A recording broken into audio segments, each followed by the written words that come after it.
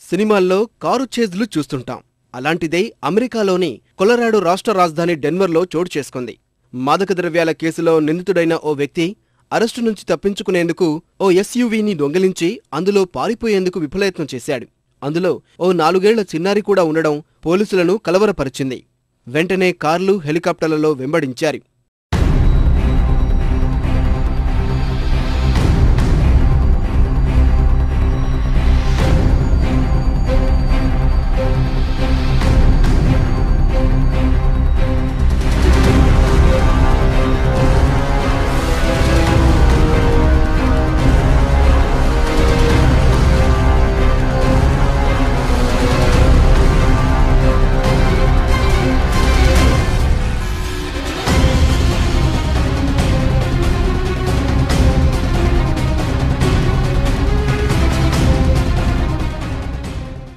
ఈ క్రమంలో నిందితుడు 2 కార్లను ఢీకొట్టాడు.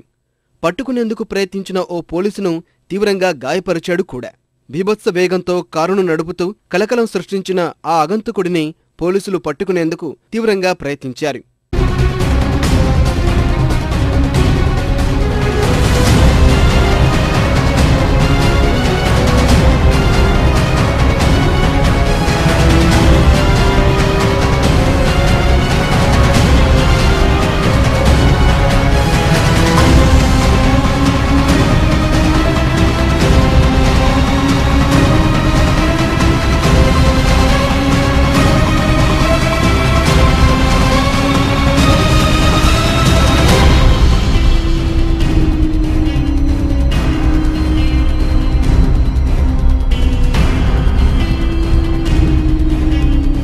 The individual was very dangerous.